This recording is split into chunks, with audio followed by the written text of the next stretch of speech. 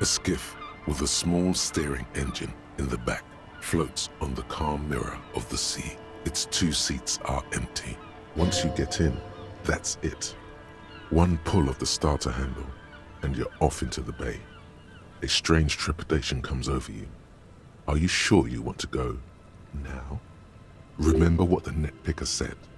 It's a small tank. You won't be going back and forth on this. What? Fine. Let's blast Sad FM then. Sad FM is a radio station specializing in sad, slow rock songs. You seem to know its frequency by heart.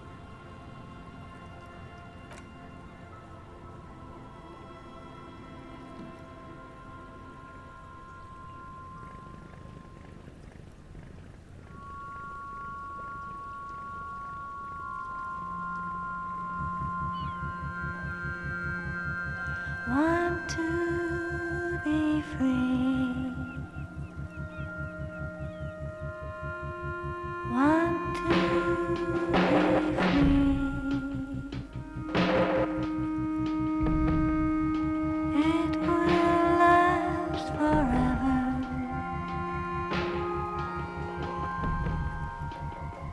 Eternally.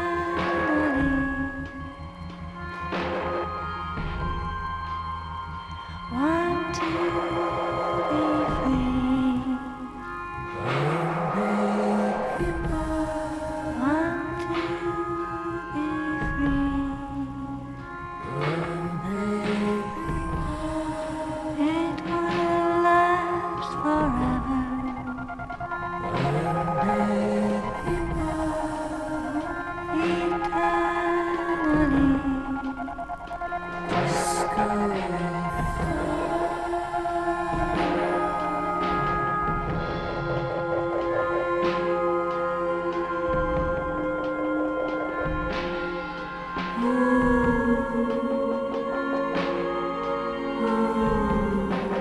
Want to be free. Want to be free.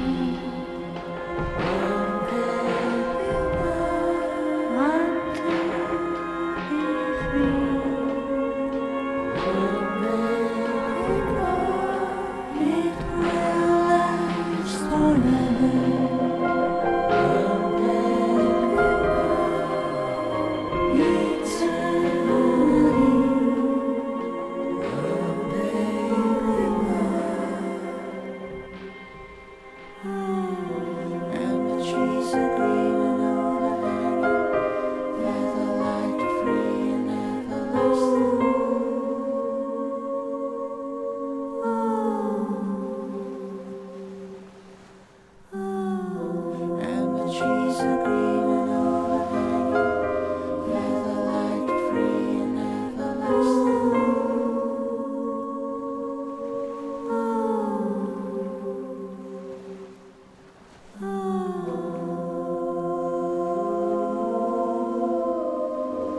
Want to be free.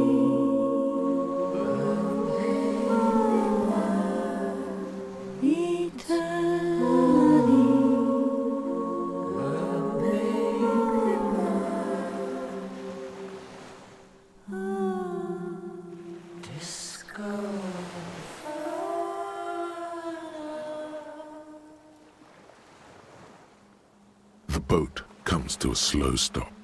The lieutenant turns the engine off.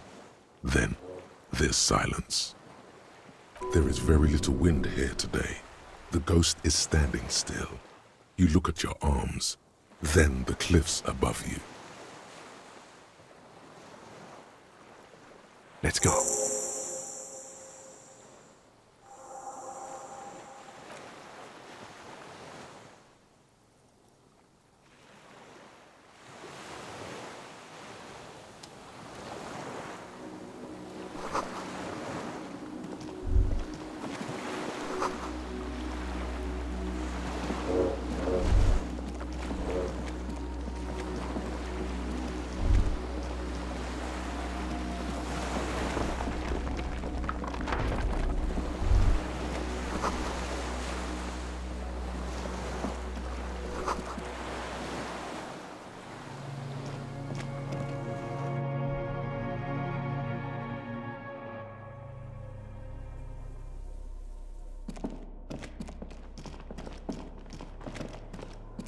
old cylindrical generator is nested above the ammo lift, with makeshift electrical wiring running out of its side and across the floor.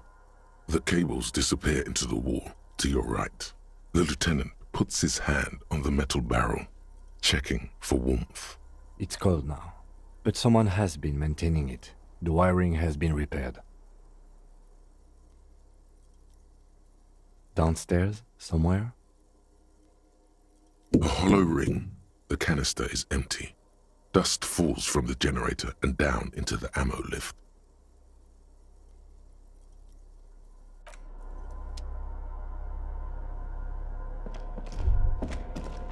There's a greasy old spring mattress in the corner, resting on piles of soft cover books. White linen and a pillow are visible under a worn-out caracal blanket. Someone has been squatting here. The linen is fresh, recently washed. A flash of pain interrupts you, making you wince instead of letting the words out. You know, officer, you can rest here if you are feeling tired. I will keep watch. You could use some rest for what's ahead. You face the concrete wall. There's less light there, in the dark corner. Like a dog, you lie there. The blanket feels cold. The entire room does. Concrete and cold. Minutes pass. Half an hour maybe. The sounds of the sea beyond grow distant.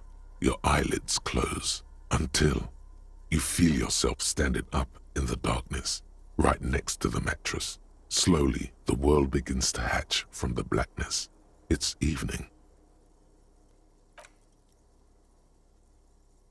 Sleep.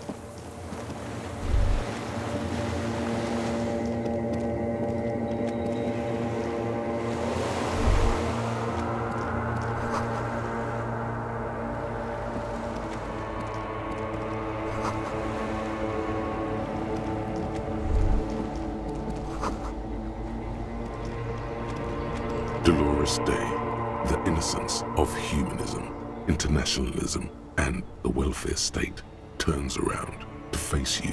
She has an airship airbag in her hand. She seems to be in a hurry. Okay, don't say you need to talk right away. Melt the ice first. This way you're already talking. But you don't even want to talk to her. She would only be cold and mean. Let her go. Let her go? This is the holy queen of the territories of Mwindi and Insulinda. Think of the historic knowledge we could glean. This is a once-in-a-lifetime opportunity to win her back.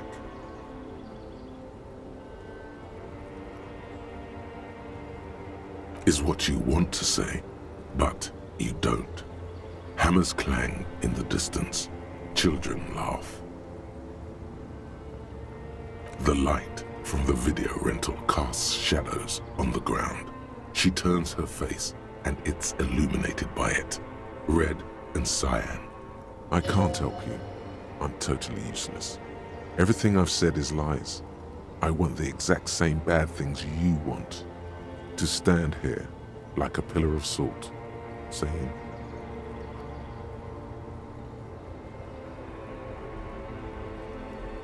I'm sorry. I was heading to the aerodrome. I just don't have time to... She means she doesn't have time to tend to your emotions. She sighs and looks over her shoulder. What are you doing? Stop saying things like that.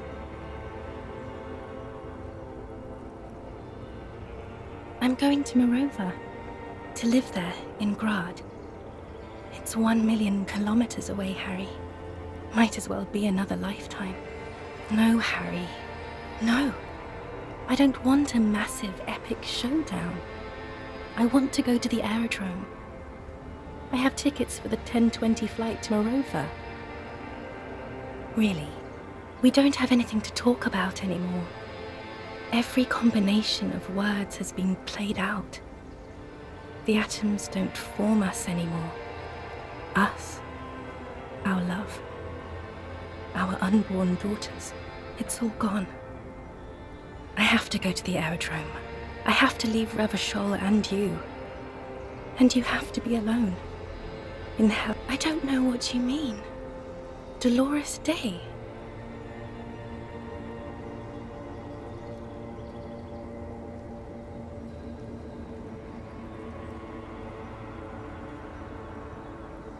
Yes, Harry, I am. Things have gotten much better for me, now that I am the ruler of the known world. Oh God, it's already so late. I have to go, Harry. I am actually very ordinary, Harry. Below this gown and wreath, I have an ordinary soul and ordinary thoughts. The only thing inhuman about me is this thing you've made me into. I'm sorry for saying so, but I just hate it. What is this? This is so far gone, Harry, I don't even... My lungs do not glow, Harry. I am just like all the others. None of us have glowing lungs. Stop making me into some kind of... Then it's you. You will make her lungs glow. Your pain is not meaningless.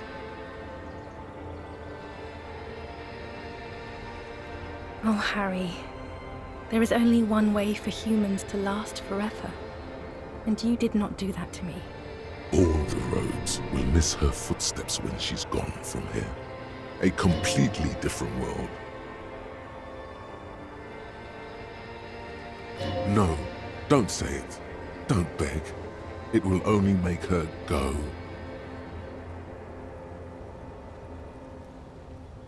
I have to, Harry. Really, I've already missed the 8:30. I'm gonna go now. I was wrong. You don't have power over her anymore. You shouldn't have said that.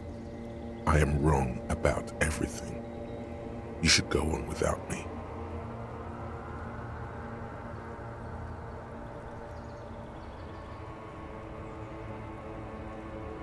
No, you don't. You're just being a martyr. And I'm really going now. The time is up.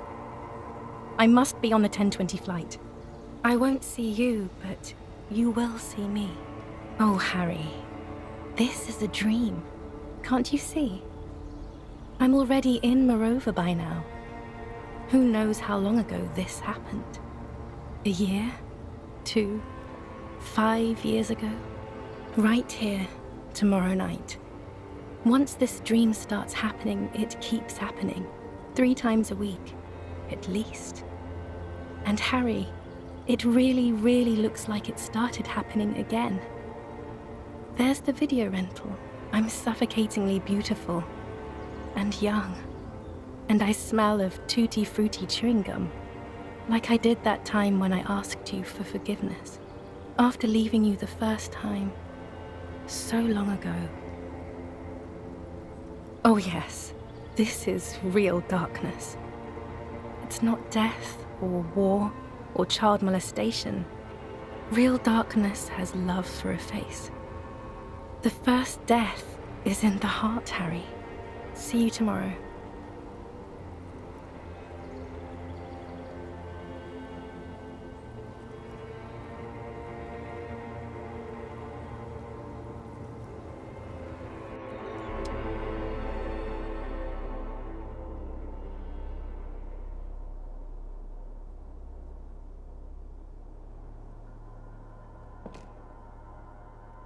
You're up quick. How was your sleep?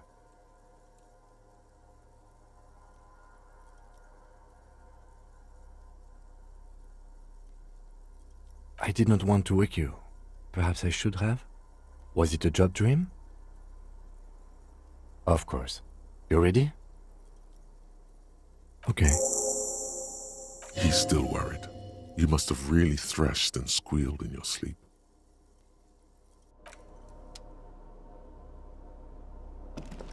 Books and magazines lie scattered on the floor and on a makeshift cupboard.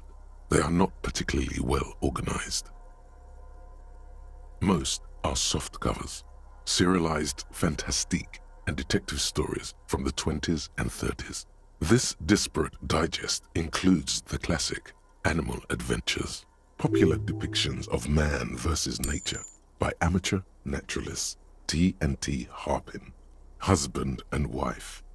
Widely read by people from all walks of life. Who doesn't like nature? Who doesn't want to survive? Among what is mostly commercial fiction and serialized stories, you find a magazine cathodique for electrical engineering. Then it's back to pulp. Light erotica, an international thriller about circuit benders. Someone's made themselves a home. Oh yes, under the bed, there is a rather extensive collection of critical theory, that is, dour, life non-affirming left-wing literature, published by small imprints such as Abattoir Firm and Ouzia. It's not exactly like reading. Ouzia. I agree. Humanitarian sciences. It stands out. Not a lot of critical theory around in Ravachol West.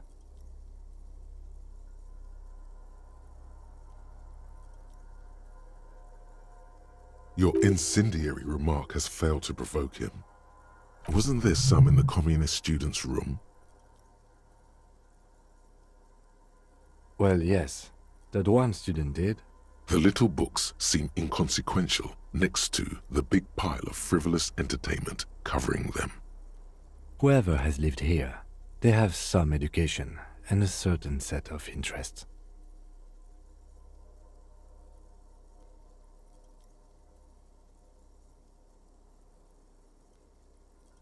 Interesting.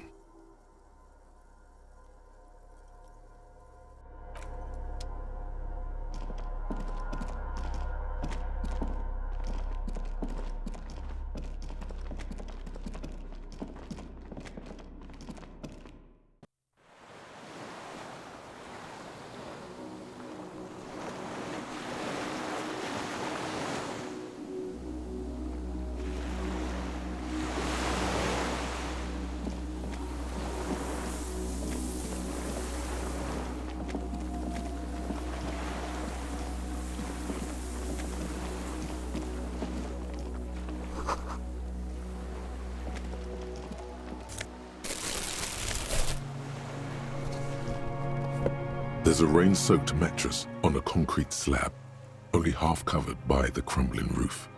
At the head of it, double embrasures, firing slits like two eyes in the wall. B triple prime. This looks like a good place to shoot from. A single-person mattress, modern, civilian use. Brand name, Marjorie. There's a fuel stain on the cover, along with cigarette burns. A good place to hide. Cozy. Relatively safe from the rain.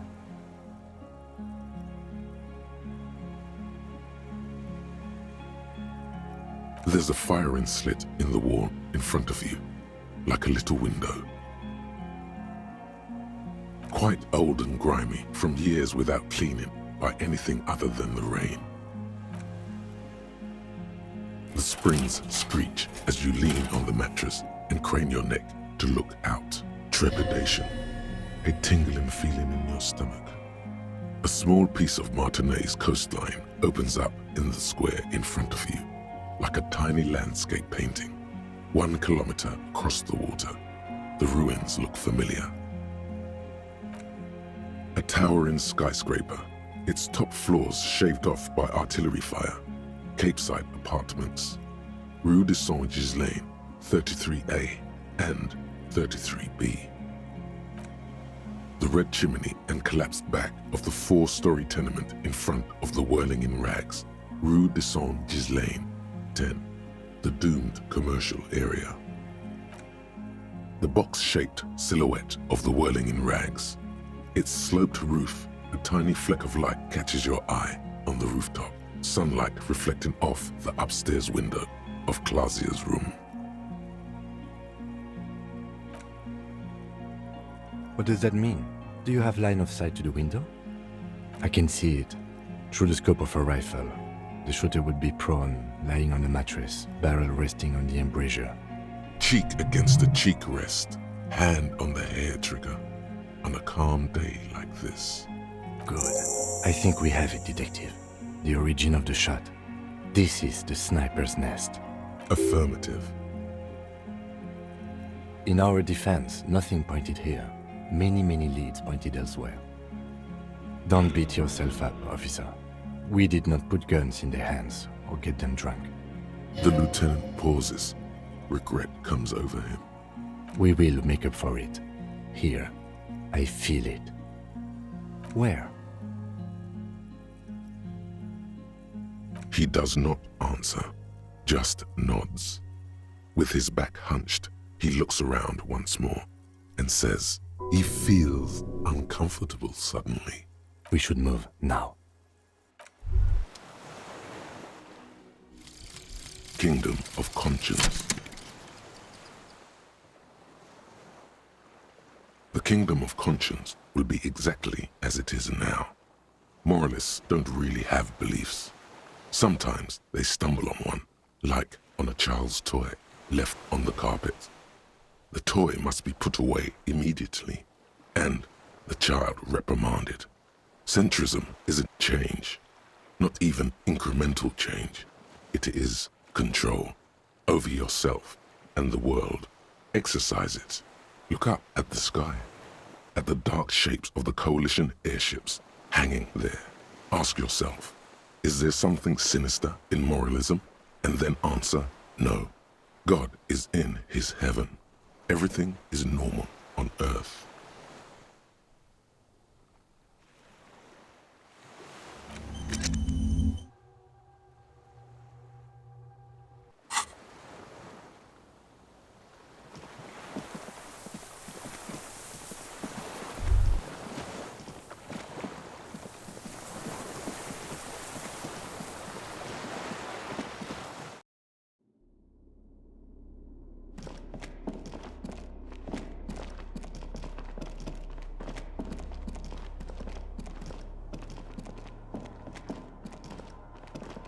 This old cylindrical generator waits with its fuel cap open. The lieutenant assists you, holding the canister up to the fuel tank as you tilt. Dark brown, viscous fluid pours out, and the room fills with a chemical smell. There's a red starter switch on the side of the cylinder and a start rope on the other side. The lieutenant flicks the switch. The recoil start wakes the old generator up. The machine sputters like an old warhorse before settling down to a rattle. That should do it.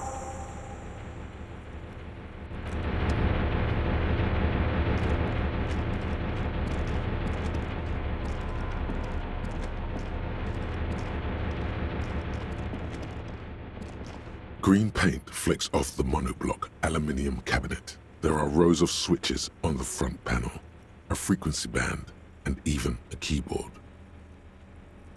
The keys rattle like teeth. This keyboard hasn't been functional in decades. The console of an antique computation device. The generator upstairs, with wires coming out, they terminate here. I think, yes. Let's see. That one. The emergency open. The lighting in the room turns on with a sizzle, a dim ambient orange. The blast door opens with a series of clicks. A shaft of light appears, then widens as the light shines in.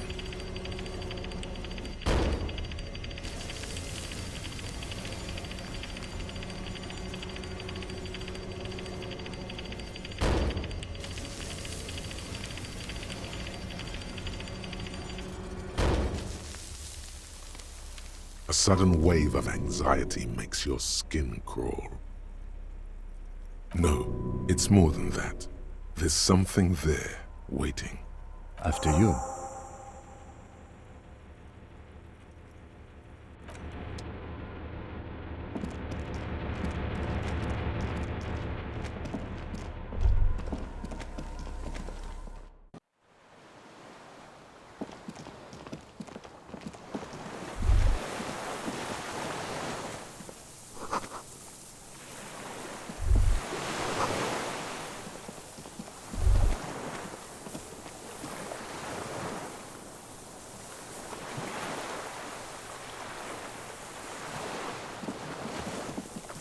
An old man, wearing tracksuit trousers, leans on the frame stock of his rifle.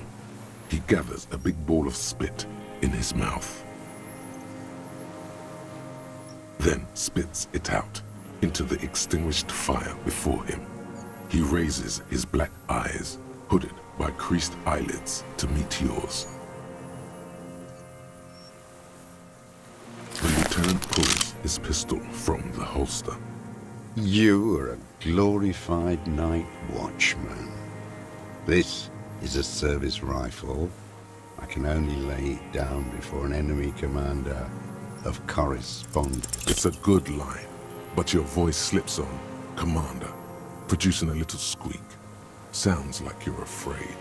A big-time operator of the pederast army. How about I keep it, huh? Hand it over to a real killer. A Briscard. The lieutenant aims his pistol square at the man's forehead. Put it down now, sir. Or you're gonna blow my brains out before you question me. To hell with it. It's a walking stick anyway. It's out of bullets. He stares on, his wrinkled mouth moving without a sound. A strange sadness, like a song. The future teaches you to be alone. The present. The present to be afraid and cold. Real music. Real Proletkult. That's La Revacholière, not your rock and roll misanthropy. Chanson de soldat of the black and whites. Marching song. Forget about that for a moment. You need to address that remark first.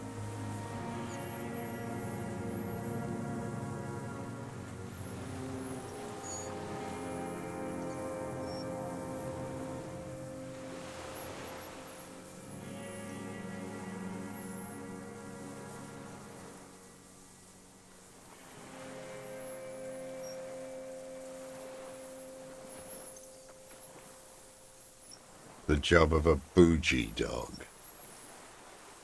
There you go. 1 of 3. In Grad, they sang Brave Children, favorites of history.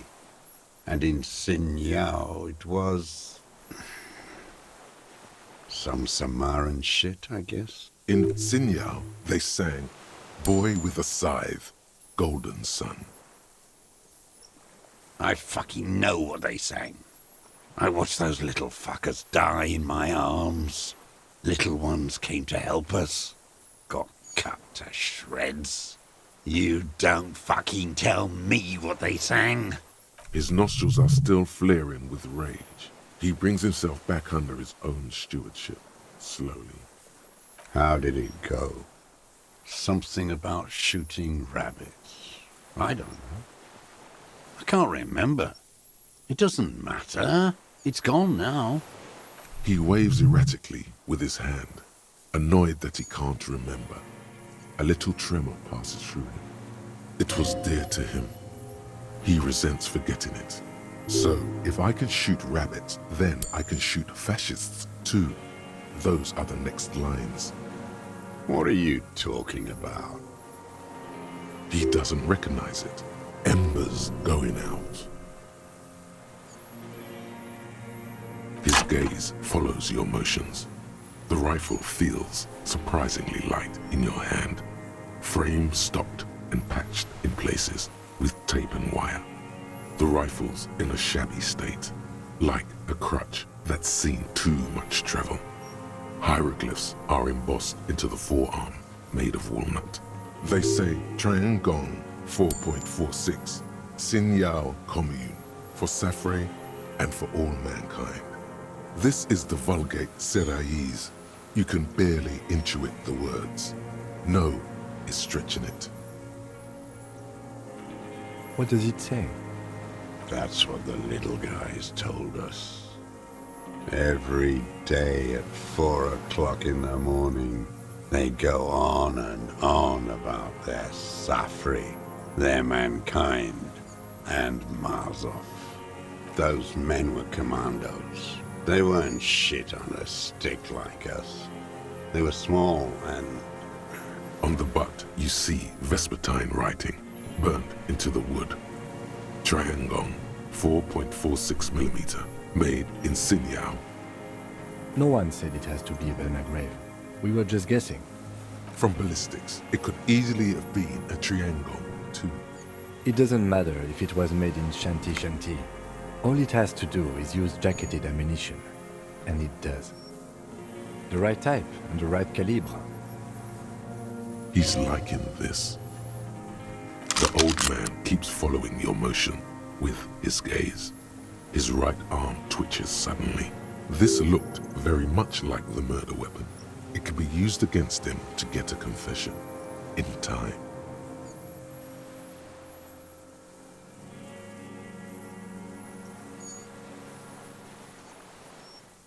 No reply. His leg twitches, strangely, like a puppet on a string.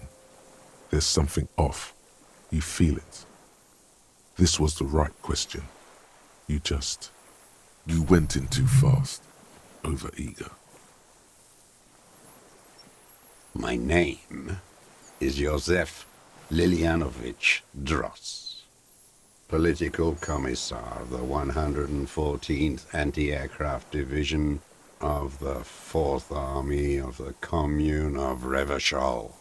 I am a deserter, a partisan, and a prisoner of war. This is my termless surrender. The commune of Revachol? Do you mean the ICM? You're a holdover from the...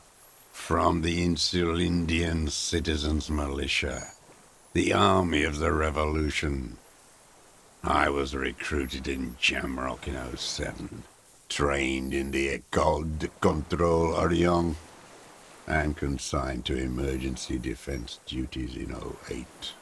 I left my unit on the eve of the landing. When I returned here on May 14th, the commune had fallen.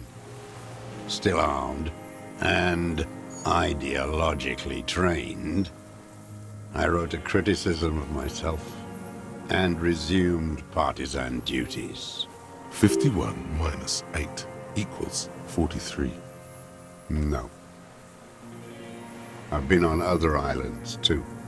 I was in Resurrection until they turned it into a spa in 18. Then I was on E48, a nameless sound, until the sea washed over it. Then I came back here. That was 22 years ago. I was just 16 years old, 15 when I volunteered. I had a lapse of faith. And of courage, too. You could say I misunderstood the historic role of the proletariat and thought Mazovian socioeconomics were fallible. For a second, I doubted the irreducible laws of historic materialism. A second is all it took for reaction to take hold. Petty bourgeois terror. It's in all men. May the 13th, 08, 44 years ago. The horizon was black with coalition airships. Their petroleum rose to the sky, and it looked like it formed the clouds, storm clouds. When they started shelling, it was dark magic. The combined might of international capital. All at once, all the greed and terror in the world tore into Revachol. It lifted streets from the ground and turned houses into ghosts. We were in the flak tower, huddled on the floor. The artillery was 80 kilometers away in Ozon, but I knew the commune would fall. We would all be turned into ash. so I said I was going to the map room. A terrible shame, still within him. The lobes of his ears are red with it. The shame and smallness of what he became. No. I climbed the chain link across the water and hid inland, in the bunkers there, like the weakest of the weak. A mouse, frightened of the ordnance all night, and the sound of the rotors in the morning, whirring. Airships. I climbed out into hell. The landing was complete. The chain was submerged. I had to swim back. The fortress was half submerged too, shattered. They'd all drowned in the lower levels, or got torn to shreds above. The anti-aircraft gun had malfunctioned. So had I. I left them without ideological direction. It was real. I'd seen it. I'd seen it in reality. Some kind of great terror, worse than you've ever seen. The mask of humanity fall from capital. It has to take it off to kill everyone, everything you love. All the hope and tenderness in the world. It has to take it off just for 1 second to do the deed. And then you see it, as it strangles and beats your friends to death. The sweetest, most courageous people in the world. You see the fear and power in its eyes. Then you know that the bourgeois are not human.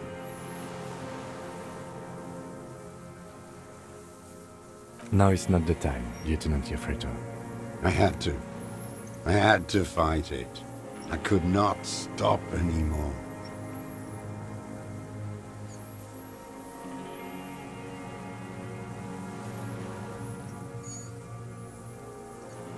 It was hard in the Thames. I didn't have partisan training. They were searching for stragglers, those bloodhounds. Floodlights on the water at night. There were posters, campaigns.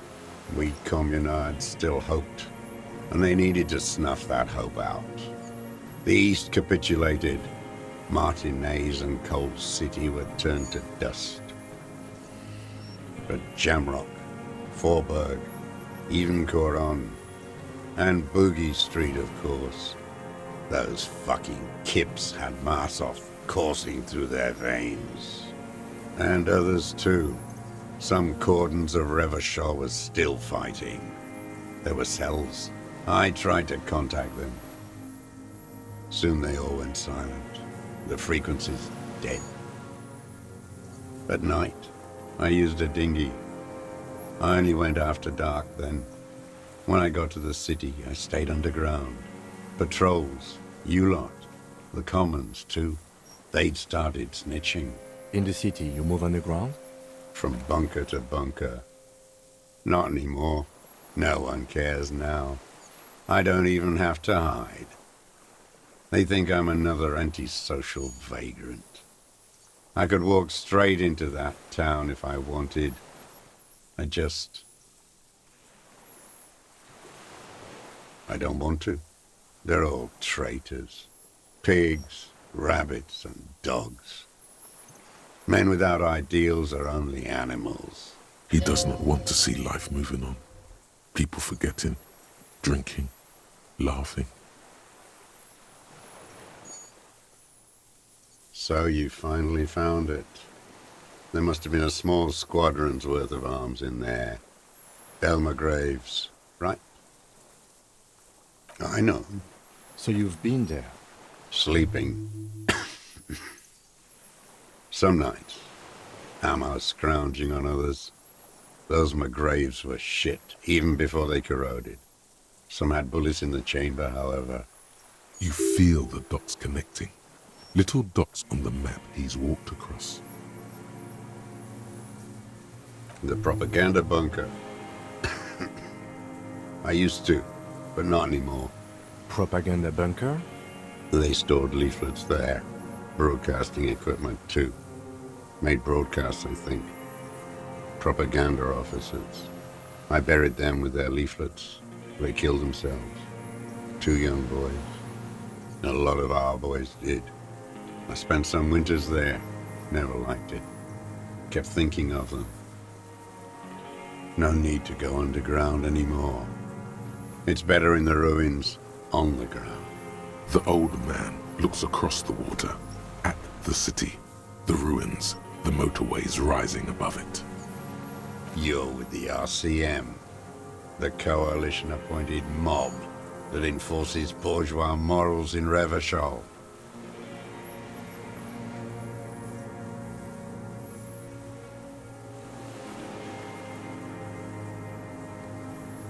Murderers. You're the RCM. You represent the Moralist International. The enemies of humanity who took this city.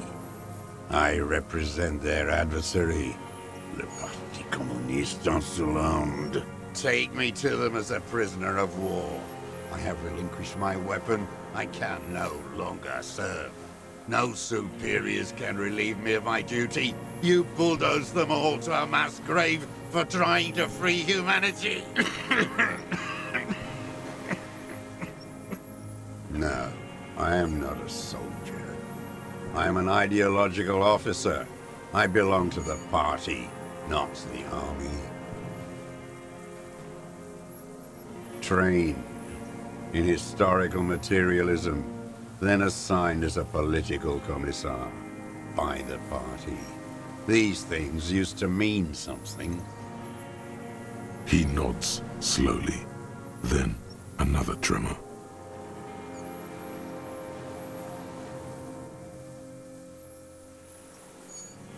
No, you're not. You're part of the meat shield. The human shield that surrounds the fascists while they kill and rape. That's what you are. Detective, we have not come here to discuss ideology. We have come to ask questions regarding a murder investigation. The old man spits into the fire pit. He does not say anything more. A jitter passes his lower body. 43 years and 10 months. It's inhuman. It's sick. It's not how a human being should live. But I had to. I couldn't just forget. I couldn't just forget what I saw. What have you been doing during all this time? Hiding, fishing, waiting. Where the afternoon grows late, on Rue de Saint-Ghislain, people walk home. Street lights will soon be lit. Further inland, the streets are alive with workers, men, women, children, street hawks and migrant laborers. The temperature is steady. Alto cumulus clouds form above Precinct 41. 2 police officers step out of the whirling in rags cafeteria. Satellite officer Jean-Vic Mayer inspects a series of burnt black letters splashed across the plaza mosaic. Patrol officer Judith Minot points west. The fishing village. She glances at her watch. We meet in 15 minutes. It's a 10-minute walk. The officers go, leaving behind the writing, still smoldering. One day, it says, I will return to your side. Always waiting. For her to return. Her who? Girl child. Revolution.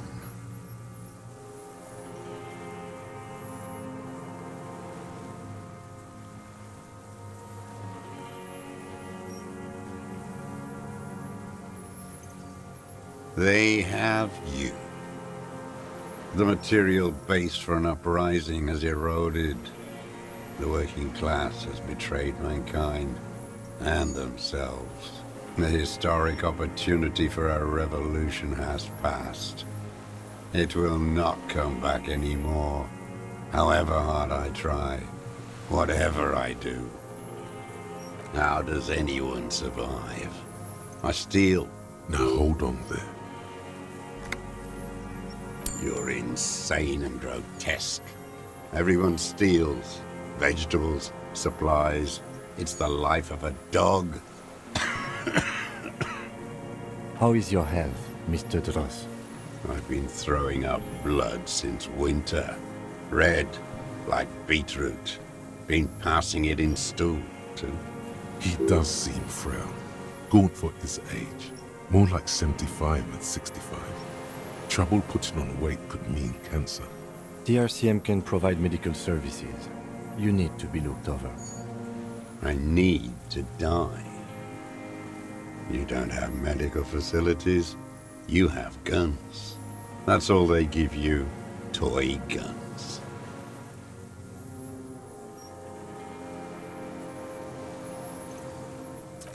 I have been running out of that stuff.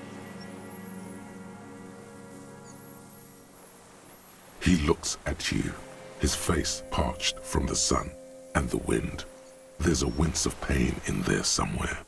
There's nothing serious in this world. It's a farce.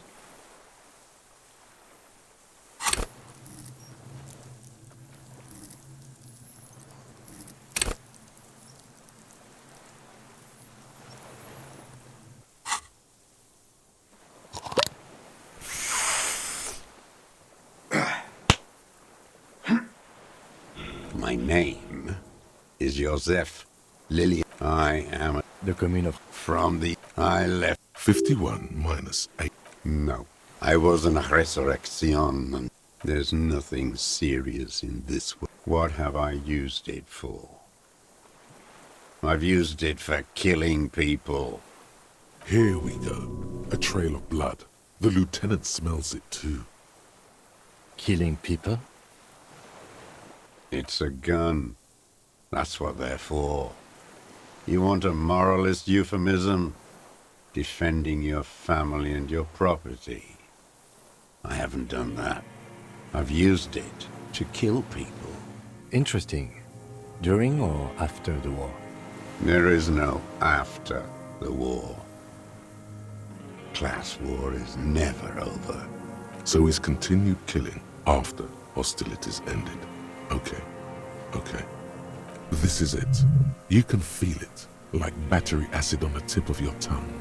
Something you haven't felt in a while. But this is what you live for. This is the shit. The solution.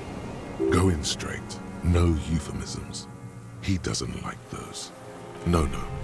Be careful now. Slow and steady does it. Make him repeat it first. Don't mess this up. Remember, he wants to tell you. Get personal.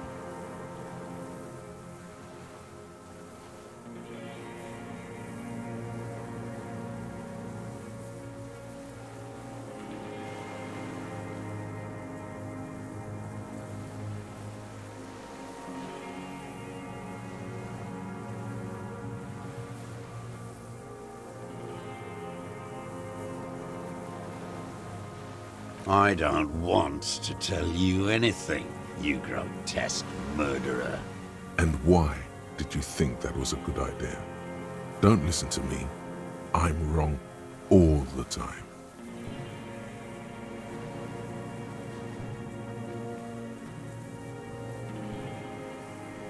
The who now? He heard you. He just wants to hear you say it again. This is dramatic flair on his part. Right choice. We're in. Do it, sire.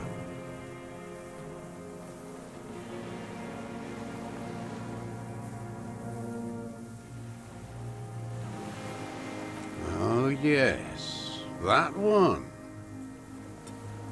Ugly piece of work, that boy. Did you kill him? I am a son of a welder and an officer of the commune of Revachol. I do not collaborate with murderers and pederasts of the liberal regime. Exhaust him with proof. Pile it all on him. Get a confession. The gun. The murder weapon is the perfect opener. The scent of blood in the air. But what else? There was something you can't remember.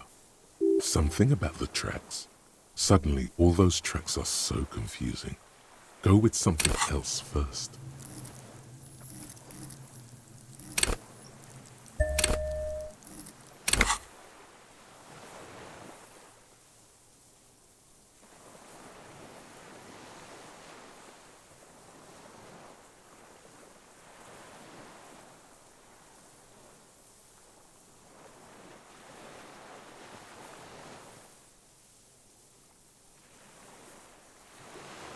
Wait, here it comes. The goddamn Maybells. The dried Maybells on Clausia's roof. Who cares? There were Maybells in the grass when you got here, and on Clausia's balcony. Is this a coincidence? Wait, don't forget the footprints. The diagonal prints in the dust in the secret space behind Clausia's bedroom. Now, they're gonna come up. You got it. Remember? The boot prints were like no modern soul.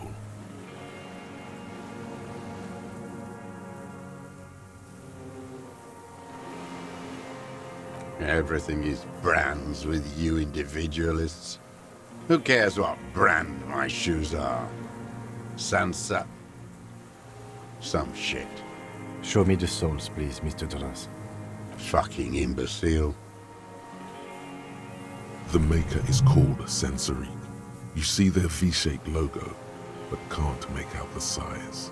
These are not the unusual horizontal patterned soles you saw in the dust on the floor of the hidden room. They do, however, seem to be about the same size. The size fits, but not the sole. Sire, he doesn't have to be wearing them right now. Racking those brains, are you? Desperate to report something back to your masters? They must have really loved that dead folk. The lieutenant gives you a quick sideways glance and nods to acknowledge. The prints were his. You can see it in those eyes. He can't keep them from flickering, looking for something. The old man stares at his own prints in the ash around the fire. Silent suddenly, some strange process within him. A gush of wind. Seagulls in the distance. More. He's gonna crack, but you need a little more.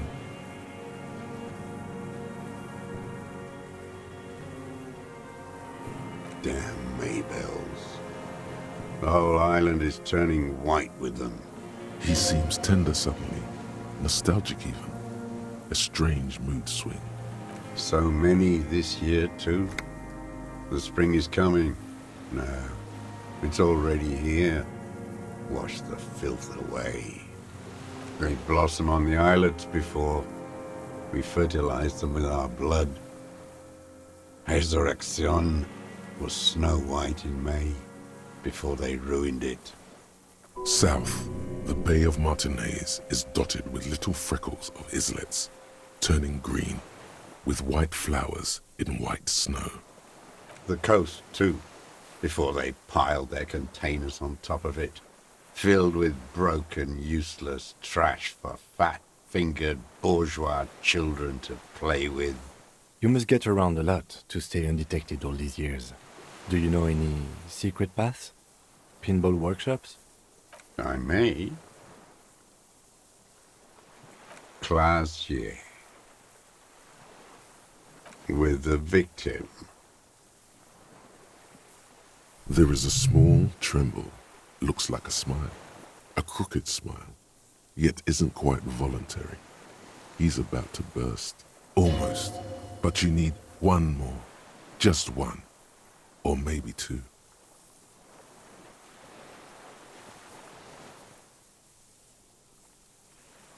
Stupid dwat. The lieutenant looks at you with worry in his eyes. Not this, he seems to say. Anything but this. Matter does not behave in such a way. Those are aberrant bourgeois musings. Magic earl creatures. Esoteric theosophy. It's all crypto-fascism.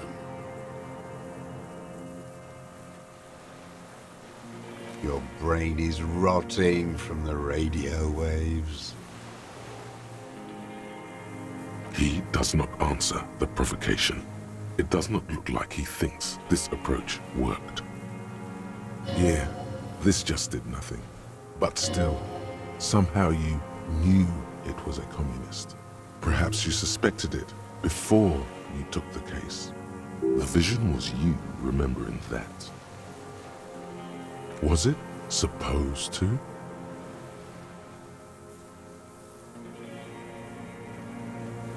The inland sea is dark, vast, and on the surface, meaningless. Standing there, slack-jawed, brain festering.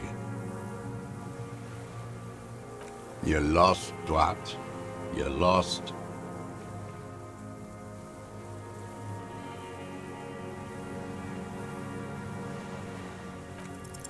What strikes you about this gaunt man is not the stomach pain, or the cough, or the malnutrition.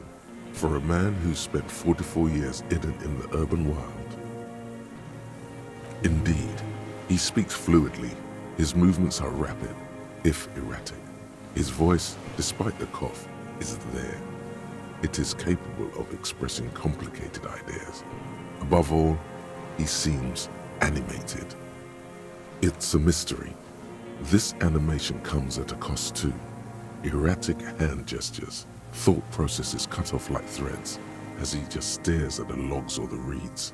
He also suffers mood swings, bubbling to the surface, unconstrained by his nervous system. You've seen demented people before. This feels similar, yet different. When his thoughts move, they are lucid, keen even, not senile. No, I'm not okay. I shit blood, and I'm surrounded by insane people. There it is again, erratic hand motions, bouts of rage, and the stomach thing too, of course. Petty bourgeois law. This is all you care about, right? The only thing in the world for you types. Tear into him again, pile it on him. Not a lot of guns around that use military-grade ammunition, are there? It's a real gun. Not like your little musketeer pistol. I've seen you prance around with that, jumping hoops for the liberals.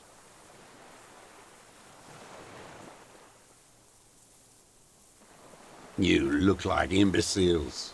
Why don't you ask them to give you real weapons? Going against automatic rifles with these toy guns. Of course you got those boys killed. Damn, he saw you. He's watched it happen. So he saw you. Okay, so what? Don't let it divert you. You know what? You're right.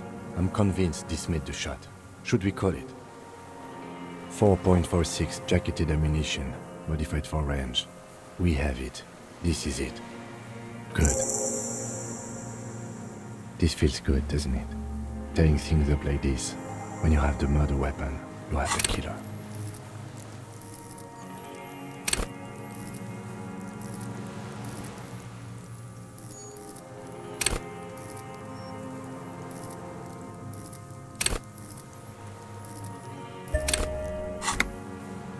Murder. You know who he was. A coalition-trained murderer. Armored and armed. He wasn't human. The blunt end of a hammer. Dripping with blood. Beating us to the ground. Moaning with joy.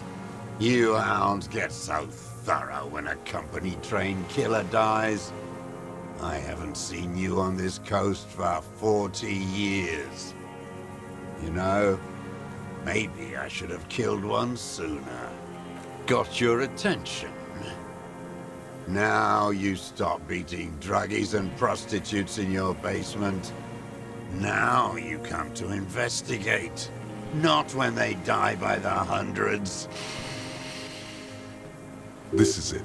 Shot him. Shot him. Say shot him, not killed him. Oh, the inhumanity. One paramilitary less in Revachol. The lieutenant raises his right arm to hush you.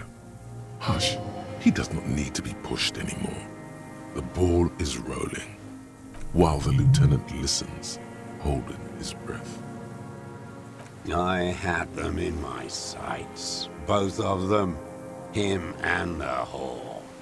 I was breathing with them, in phase, and I pulled the trigger and flew on the air until I landed in his mouth. I didn't think I had a shot like that in me anymore. I did. I saw him kneel there with his mouth full of death, and that stupid look on his face. And his dick still in her. Nothing. I went to sleep. Next morning there were Maybells everywhere. The world was white, or what's left of it anyway. My last spring here. I knew the fascists would come to avenge their own. And so they did. Mr. Dross, are you aware you're confessing to murder? Yes. And you were looking at them, the victim and a young woman, having sex, through the scope of your rifle that night, before you shot him?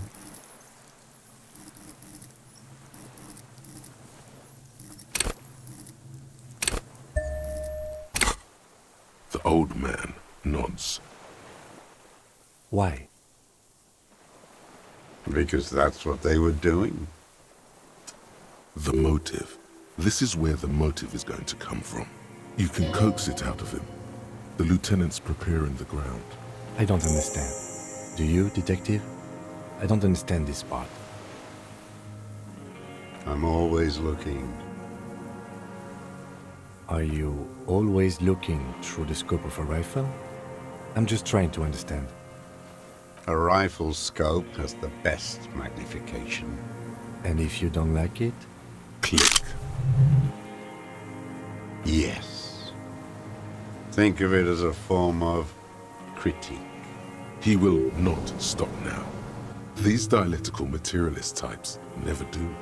Exploit it. You've got him going.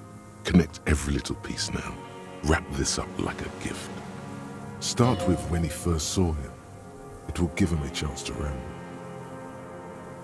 3 weeks ago, when the rich hag came in on her galley. Her honor guard came in tow. Joyce. He means Joyce.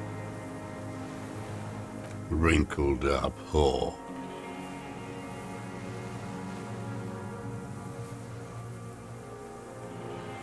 They moved into a deserted apartment above the roundabout. Radio equipment out for all to see. Reactionary radio playing, sloppy and drunk.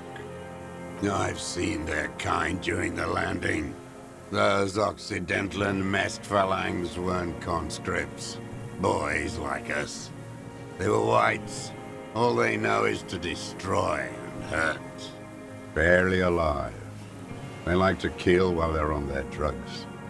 After the landing, in the burning years, I would take shots at them. End them. The worst ones, if I had a bullet to spare. I could see they've returned now to show their real face. The face they don't dare show their bourgeois voters back on Monday with their families and polyester clothes.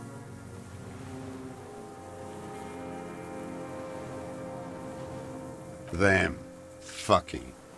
I didn't like that. Jealousy is a reactionary concept. I didn't like the Reaver enjoying himself, drugged out, soothed in the arms of a young woman. I wanted him to die so he could not enjoy life anymore. And I wanted to see his head explode. That too. She should know better than to hold a child murderer between her thighs. I knew he'd be there for one more second, writhing. That's all it takes for the bullet to reach his head. Now that I think of it, I wasn't aiming for his mouth. I wanted his brains to spill out on her. But you can't have everything. He wants to see her covered in blood, to punish her. She practically breastfed that man. You wouldn't believe the things she let him do to her. You stare at them too. In your mind, her innocence day still turns to leaf, airport bag in hand, silks flowing in her wake. It's no good, Harry. Her voice rings in the evening air. It smells of burning buildings.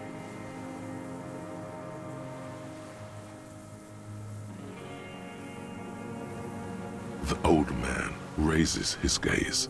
Something glimmers in the corner of his black eye, a bitter taste on his tongue. There's nothing to hold on to. Only this. It's not enough. Man needs to feel something else. In this fight, it helps if you have your eye on something there. It's weakness, I know. Yes, over the years. It's not unproletarian to feel something. No, I don't really know. I was there one night and she was crying, like a child, in the corner of her room on the floor, like she does sometimes. The day after I killed him. Yes, I don't know why I do the things I do anymore. Maybe I have these holes in my brain now. I wouldn't just sit here waiting for you. A sudden pang of rage. If you came 10 years ago, I would have killed you. In the silence, the lieutenant draws a line in his notes. One more down. Her. The lieutenant nods at you in acknowledgement. That's it. Motive. We have it. Where is she, that Classier? I haven't seen her there for days. Locked up with your masters, like I'll be. Maybe we'll meet. She kept staring into the scope, you know. In the end, like she knew. Staring at the island, the fort, like she knew I was here. It doesn't matter. Across the harbor, on the south bank of the river Esperance, the air stands still outside Precinct 57, a two-story box of duraluminum near the gates to Terminal H. Inside a cell, a young woman is withdrawing from amphetamines, barbiturates, and alcohol all at once, while two men in brown suits wave ICP badges at a young policeman. She hears the door open and knows it's over. They've come for her. Outside, it's springtime. The river flows blue and green into the Bay of Martinez. There, on a dilapidated jetty in a nameless village, two police officers and one special consultant look across a narrow strip of sea. The ruins of a sea fort stick out of the water, built by Philippe II, reappropriated by the Commune, then lost in the landing. He's there, doing what exactly, I don't know. Satellite Officer Vic Mayer points at the ruins. Behind that anti-aircraft something. That's why we can't see him. Special Consultant Heidelstein is optimistic. We'll see the boat when he comes. Let's go get a coffee until then. I know this interesting little place. Where? As the men go, Patrol Officer Minnow looks back over her shoulder at the crumbling fortification like a rotten tooth rising out of the water. Good luck, Harry, she thinks. You need something good for this. We could get more. We've got him talking. Who knows what he's seen and done over the years? You could get more out of him. He likes talking. A tragic comedy. Druggies, prostitutes, and rentiers. A strange little engine seems to fire up in him again. It straightens his back. The familiar put put put of hatred. Specifically, the whole city is a charnel house, stripped clean and draped in neon. But Martinez is the worst. Because of the racists, everyone is a racist in Martinez. It's their favorite thing to do in the whole world. Listening to race-themed radio shows. In the ruins, in their lorries. Pumped full of steroids and Radio Revachol 92. Race this, race that.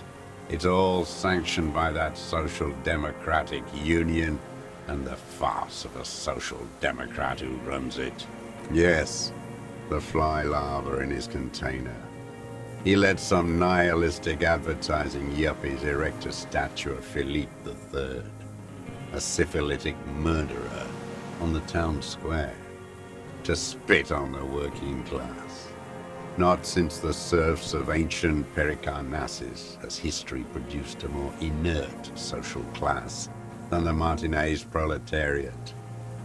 The rest of Revachol at least pretends to rebuild. These people still live in ruins. In tents, like animals, like those boom-boom morons on the ice. A pity they didn't drown in that tent of theirs. The worst of them is the blood-drenched Sucrion on her yacht, licking her lips. The old whore's gone now. Her gun-toting porcelain men are dead. So, actually, no. The worst is that old cock parading around in his uniform, throwing balls all day. It's not enough that the racists and liberals are dancing on our graves. The old loyalist ghouls still parade the ruins too. Every morning he's there, while the parasites he fought to protect are off in Ozon, or Coyamorang, or some other island they built their palaces on, feeding on drugs and having sex with their own children. That's all the rich really want. Sex with their own children. Throughout history, even the royal bloodline of the suzerain, it's all just an excuse for them to have sordid sex. At least that old cunt, Frisell, is now dead.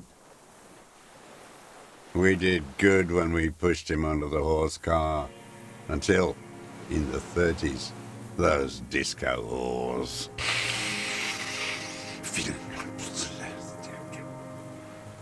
The disco whores are too much. Hatred shuts down his brain's language center, leaving only a nonsensical sputter.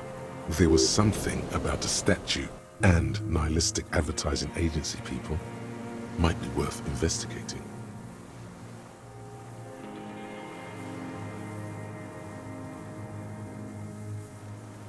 Syphilis is a disease Philippe III contracted in a whorehouse. The statue is an abomination. The bacteria entered his brain and made him squander trillions on sparkling wine, cocainum, and monuments of himself. His son, Philip IV, the insane, contracted syphilis in the womb. That is technically possible, although Philippe III was not actually syphilitic. He was just mad. And he still went on to govern Revachol for 25 years. We lost 2 million lives toppling that mode of government.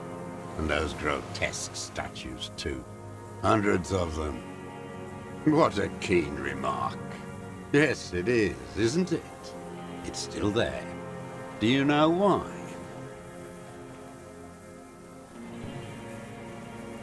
Forgot. The party had each of the 141 Philippian monuments detonated with plastic explosives. We were pedantic about carrying out the order. No. Some advertising cockroaches used their accumulated capital to erect a new, ironic version of it. Art is a bourgeois establishment.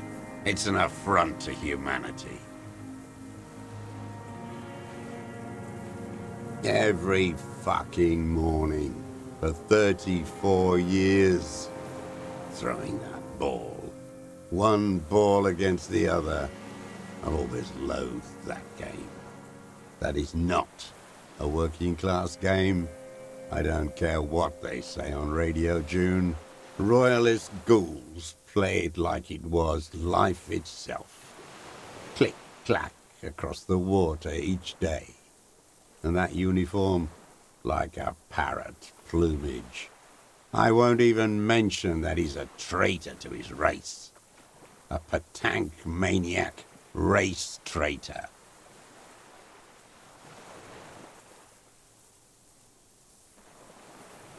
What is there to be agitated about? The unholy ghoul? I love it there. It reminds me of everything we fought for. At least we killed Dafristel and his kingsman. Another hideous disappointment. Unions are the real enemy. The true enemy of the proletariat. Placating the masses. Disappointment. So personal. He displays a familiarity with the Union's top brass. That deformed toad? I wouldn't expect him to wipe his own ass. I mean, the brains of the operation. The smart one. Edgar. He talks a big game about uprising and social base. They must have sent the smart one to some university in Le Jardin, where it's alienation this and hegemony that. First against the wall with them. First against the wall for keeping the mills of capital going. They should go before the owners. Glad? It's all gone. What? But you said I would be taken to the... This terror is the sum of all the uncontrollable movements and mood swings he's been exhibiting. The wind picks up.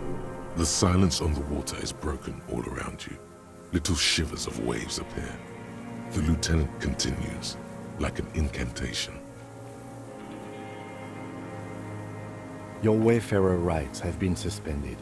Information provided to the officers on the scene will be used against you by the prosecution. You will be given legal counsel within 1 week and must face court in 44 days. Do you understand? Do you understand? But... No, I don't want to. I have to stay here. He's not afraid of jail. He's afraid of something else. Your confirmation is not required, sir. Now on to the boat.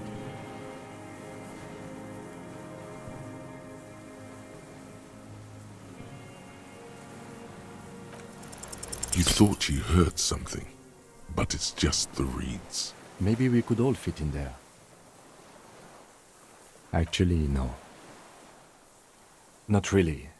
We could escort him to the pier, then either one of us can take him inland while the other stays here, but... But then, who watches him while you're coming back here? You come back for me? How about I go and send a boat back for you? What is this farce? This is a fucking farce. I can't. Something is happening. Stop. Lillian. You could ask her, maybe. This is no harmless old man. This fucking world. This world. What is this?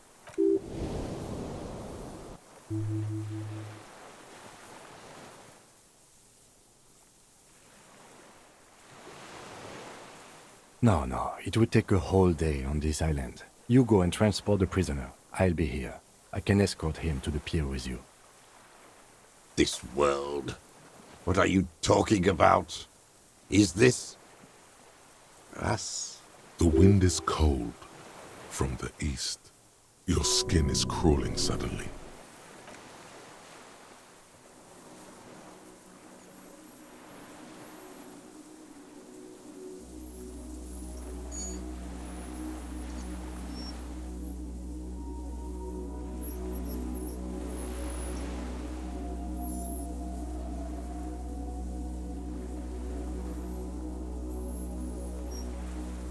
delicate tangle of arms and legs unfolds from the reeds, limb by limb, to then just stand there, moving its scythe-like arms in ghostly silence.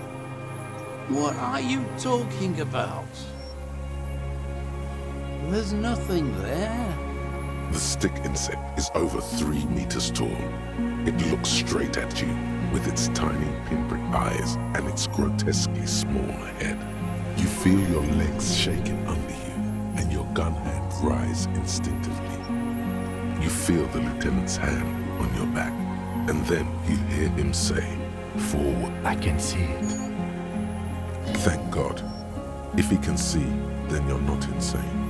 But that means it's really there, spinning slowly, in absolute silence, its limbs long and slender. Be very, very careful.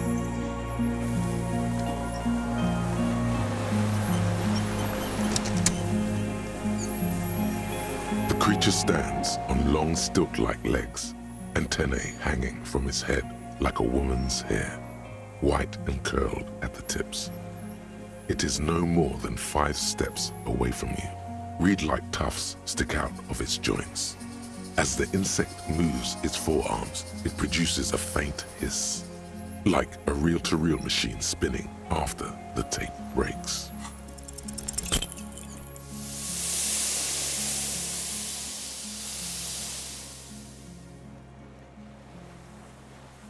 You barely get to take 1 step. The invertebrate reacts with uncanny speed, skating away across the water. It's gone, like a skipping stone, leaving nothing but rings on the sea's calm mirror. It's blending into the tufts of reeds in the distance, moving from islet to islet. Where? Where did it go? You never had a chance. There was something off the moment you approached it. It was scared of you, of humans.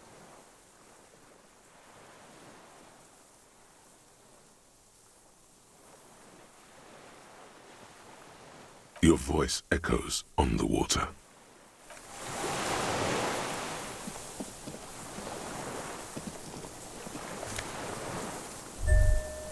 Brother, you've managed to collect all the armor pieces. Too bad it's too late for the big showdown.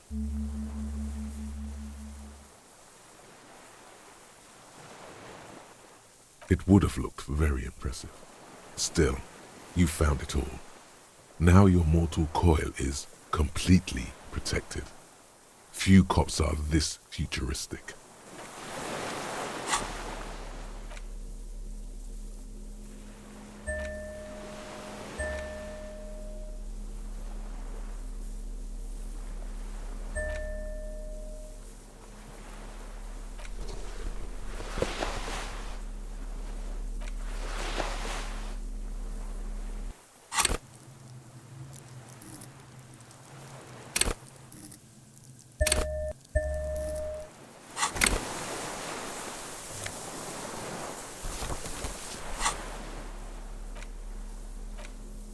This passport, issued by the Sovereign Republic of Oranje, is issued to a black-haired woman called Katarzyna Alazie.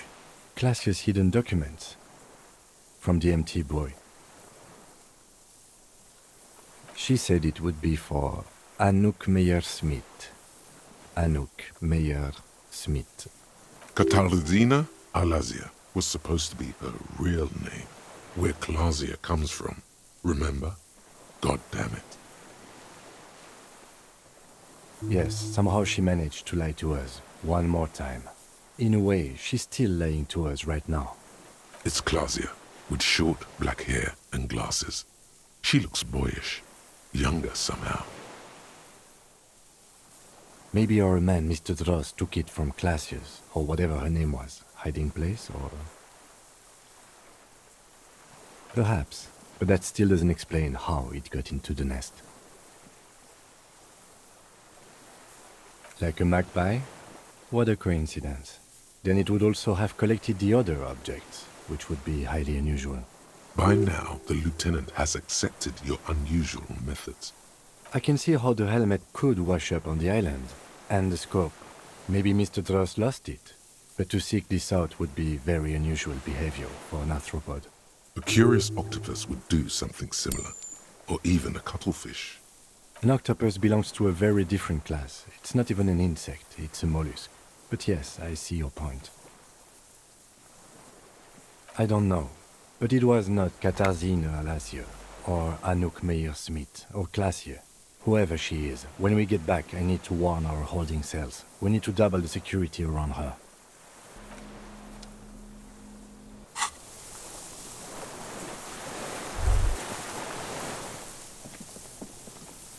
What is it? What do you want from me? I can't go. See. Mr. Dross? The man does not respond. He keeps staring, black eyes glazed over and bulging from their sockets, his gap-toothed mouth shaking. A light shiver passes him, followed by nothing. His hands are trembling, and he breathes slowly. He's going into some kind of psychomotor immobility. The good news is, this solves our transportation problem, doesn't it, Mr. Dross? The trembling mouth appears to sigh. Between this and the broken tire he's used for a boat, I think it's safe to leave him here, while we go and get help. It will need to be medical first, I'm afraid.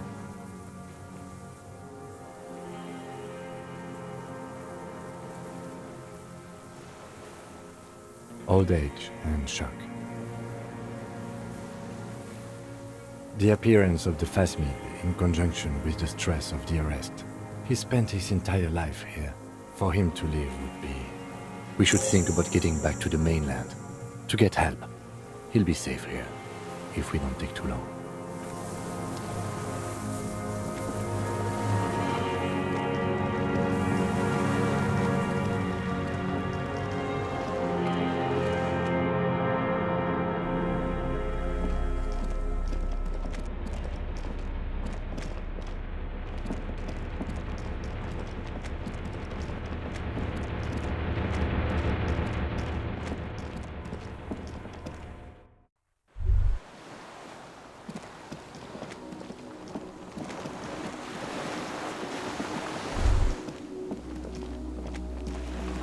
The skiff is swaying on the waves by the dock. Let's. We are done here.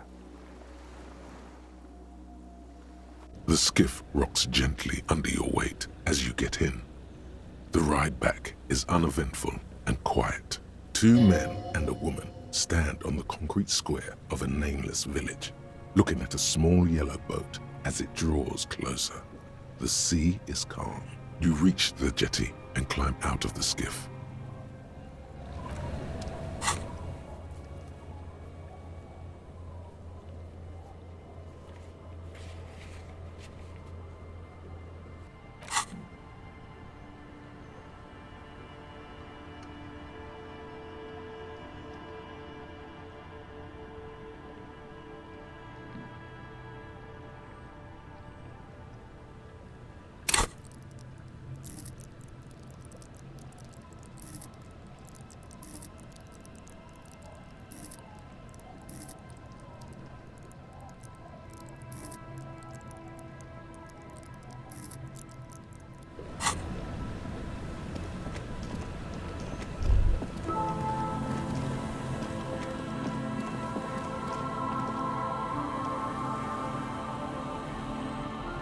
Look what the tide brought him. I want to call you a teapot, but I'm honestly kind of impressed. No idea where you got all that gear, but there's no doubt in my mind that some bad people are looking for it. Also, you look like a fucking idiot. Whatever this is, it is completely unimportant compared to what you've just seen. This is the man with sunglasses from the Whirling in Rags. But where are his sunglasses? We're not forgetting about anything. Look at you. That's right. And you're some kind of murder machine. Oh, really? They don't seem bothered by it? That's because you're a cop in an exoskeleton. Actually, are you? Are you still a cop? There's so much disco going on, it's hard to tell. Vic, calm down. Hello, I'm Trent Heilerstam. I believe we've met on several occasions. I'm your goddamn partner, Jean Vicomar, and this is your special task force. Or what's left of it. Special Consultant Trent Heilerstam, Battle Officer Judith Minot. Hi. We've come to scrape what's left of you after pavement. Lieutenant Kim Kisuragi, Prison 57. We've just come from the island, where our investigation led us. The scene is making even him feel as though he has to justify your actions. We might need your help with something later. As if he recalled that he's in fact a decorated police lieutenant and not a naughty boy. But this is clearly a departmental matter, so I'm going to leave you to discuss it among yourselves. It's good to meet you, Lieutenant Kitsuhagi. Letting the lieutenant know he shouldn't feel embarrassed over the shitstorm that's about to befall you. Ari, we want to help you. Trent, I believe this is where you come in?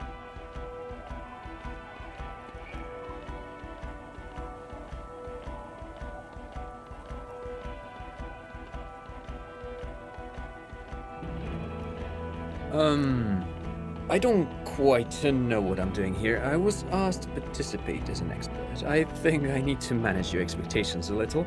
I'm at best an enthusiast in cognitive science. My background is in something else entirely. I engage in neurology on a merely theoretical level. In fact, I should probably get going. No, Trent, it's too late.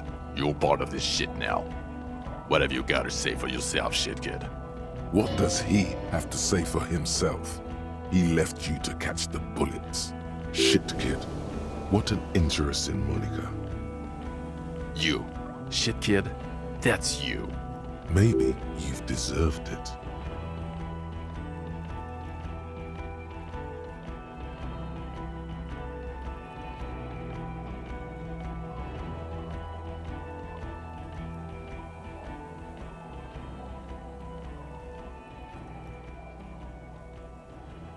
Yeah, Major Crimes Unit, under Lieutenant Dubois and Vicomar. Ring any bells? He doesn't remember. See? He really doesn't remember. It wasn't a sick joke. At least that's good. Yeah, that's very good.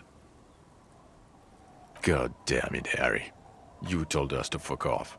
You said we're cramping your style. Your detective god. Fuck everything. All we burn. Detect or die. Oh, you think it was cool you saying that? Aesthetic somehow? You were crying when we got here. Breaking things. You said we were going into the abyss. None of us wanted to see the abyss. So we fucked off. Like you told us to. The bells aren't ringing because you have brain damage. Trent, this is where you come in.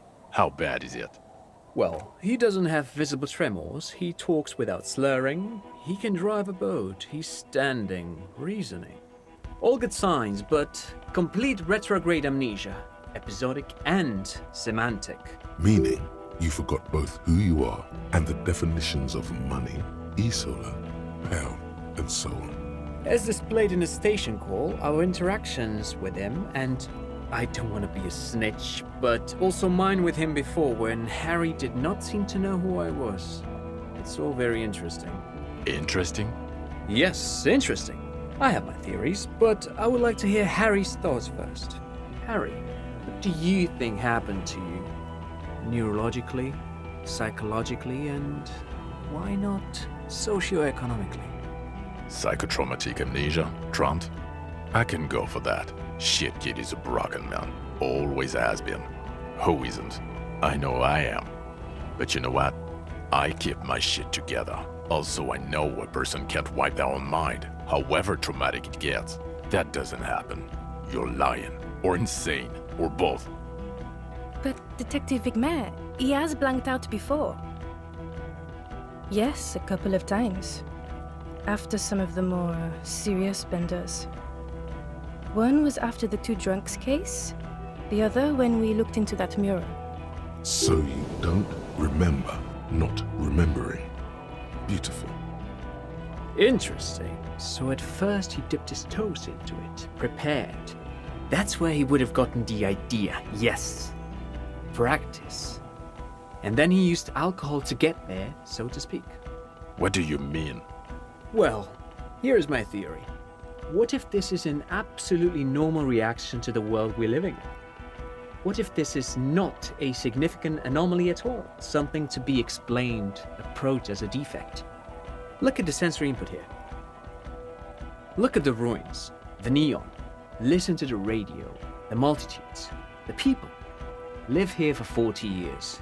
As a police detective, he's like a magnetic reader on the world tape, to borrow a known metaphor. Harry's been pushed flat against it. Total input. Hardwired to the free market. He just needed for it to end. Okay, Trent, thank you. That's absolutely meaningless. I'm glad we brought you. Will he or will he not be able to work in the major crimes unit? Is he a cretin now? I want to know that. He's not a cretin, and he is able to do work. If not in his previous leadership role, then as a line detective. Leadership, now.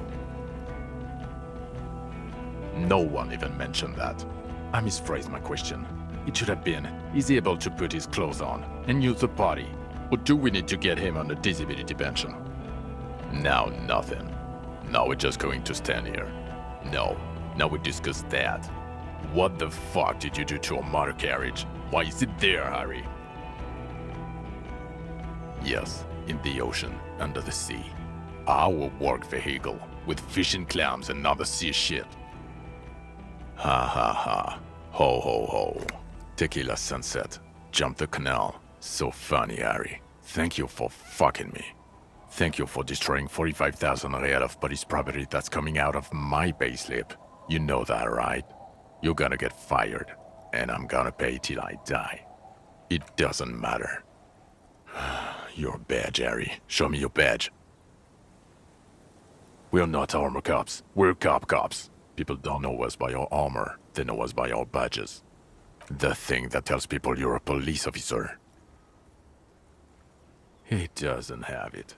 Here's an idea. Maybe you could look in the motherfucking motor carriage you drove into the sea. Maybe look there. Ah, fuck it. I get it myself. Just tell me you have your gun. Upgraded it. I don't care about your weapon mania, Harry. I only care about your official sidearm, which you lost. I don't care. Where is the gun the RCM gave you to kill people with? Where is that one? I knew it. I told you we didn't have it. This isn't cause for celebration. It's bad. Oh, I would say it's very bad. You're drunk like a bum, Harry. Please, put the stolen rifle away before you kill someone.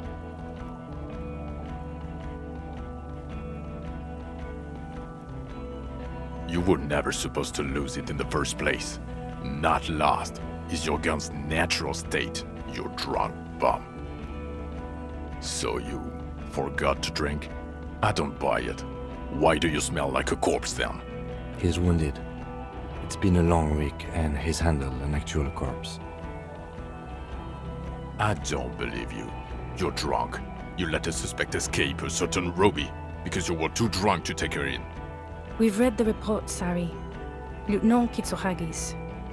We know.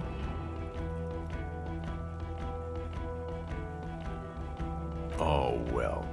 If you think she didn't know anything, I'm not even gonna get into the 80 other suspects you failed to arrest.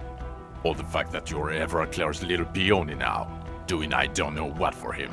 That's small-time stuff. That's nothing. That's a humorous anecdote. Compared to the 8 people who were gunned down, the streets are literally red with blood, Harry. It was fucking mass murder. He did everything he could. We did everything we could. The company hired and vetted mercenaries.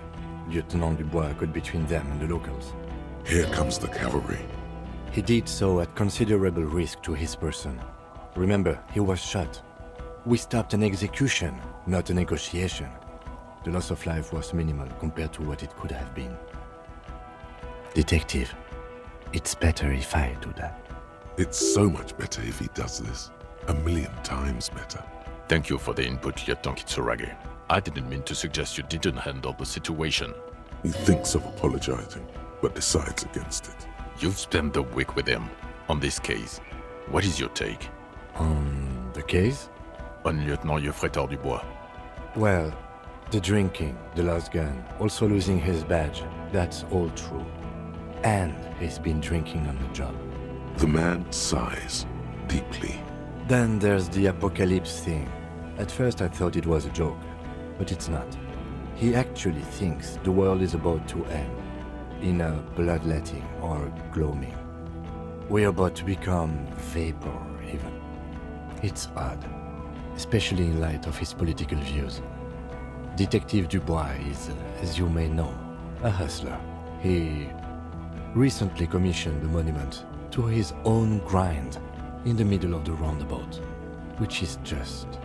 And then there's the motor carriage in the sea, and the drugs, of course. Amphetamine, mostly. But despite all this, he is a great detective, one of the best I have seen, in fact. He can talk human beings into telling him anything, and he doesn't stop. In all the time I've spent with him, he has not once stopped working on the case. He is tireless, madly driven. Well, except that one time when he stopped to sing karaoke, which by the way was a valiant effort. He really sang his heart out. Yeah, it was what it was. Other than that one time, he has tirelessly worked on the case, and he solved it. We have a confession, a murder weapon, and the perpetrator, locked on the island right now, awaiting transportation. He apprehended a straggler who stayed hidden for 50 years, ever since the revolution, who's probably committed other murders over those years. Oh, and he also discovered a new species. A new species? A colossal stick insect, 3 meters tall. It's on the island, camouflage as the reeds. It unfolded from them. I did not, unfortunately, get a photo, but I believe it may have been the Insulindian phasmid. I know this sounds fantastic, but I'm a 4 times decorated lieutenant of the RCM. I do not make up encounters with cryptids to spice up my day. I am very, very sane. I don't doubt you, Lieutenant. If you say it was the Insulindian phasmid, then it was the Insulindian phasmid. Lieutenant, is it somehow connected to the case?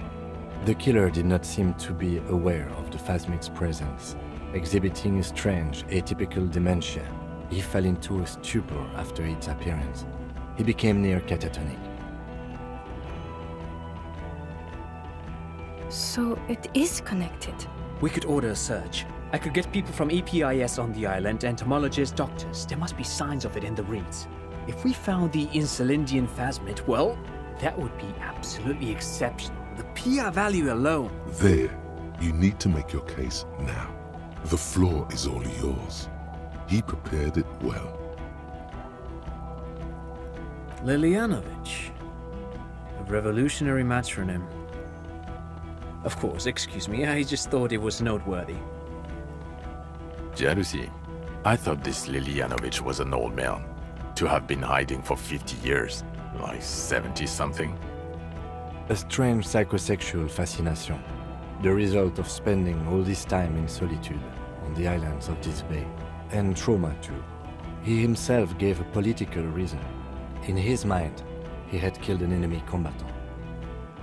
Also, we have ballistics from the gun, matching the bullet found in the dead mercenary's head, and 2 officers on the scene that Mr. Dross confessed to. It's a clean win. Oh, it's way more than that. Way, way more.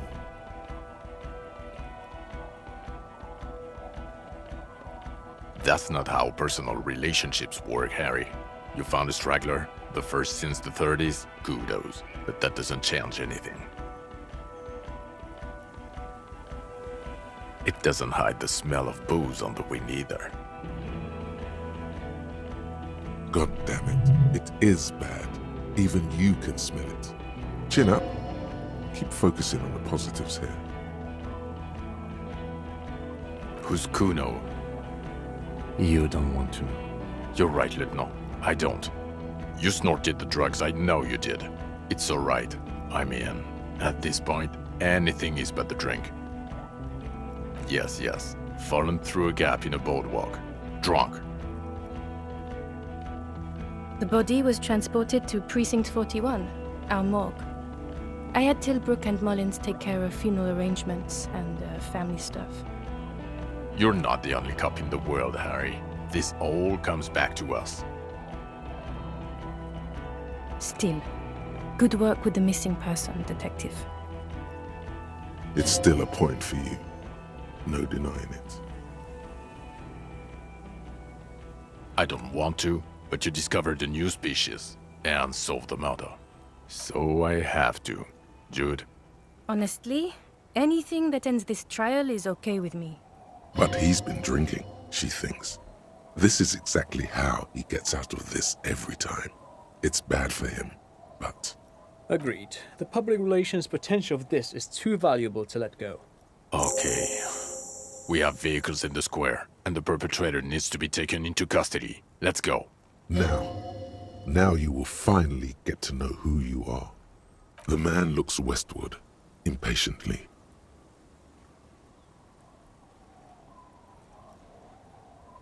Well, first I will go back to my station and write the most detailed report anyone has ever seen. It will have to be good to cover all these. Then I will have a serious talk with my captain. Detective, we just stopped a small-scale war. Something is happening to Revachol. I don't know what yet, but it's going to be a hard spring for the RCM. We need to get ready, infiltrate, investigate. Distant traffic. A scrap of newspaper drifts by, carried by the wind. Talk to Captain Price? I'd rather not ruffle the feathers of two captains with my doom-mongering. Work with Price? I'm flattered, but I don't know if I... Would fit in. And crazy enough. Can take the stress. He doesn't know how to finish the sentence. This truly came as a surprise to him. Not a bad one, but he's at a loss. Flattered? You're Lieutenant Kitsuragi. We would be flattered if you even considered. I would have to tie things up in GRIH first.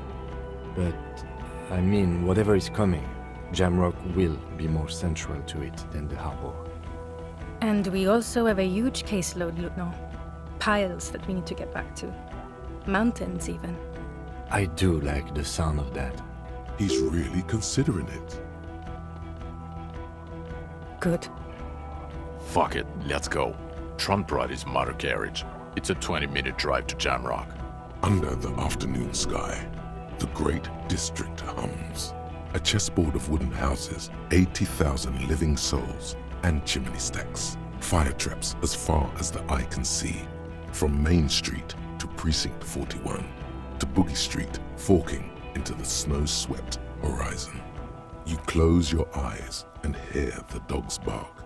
A lone woman sits by a factory window, dreaming of meteorite strikes. On Rue de Saint-Jérôme, a square bullet slides into a square-shaped chamber. In Old South, a man without eyelids smiles. Spring has come. It's time. Torsen? Yes. McLean? Yes. Heidelstein? No. Vicmere?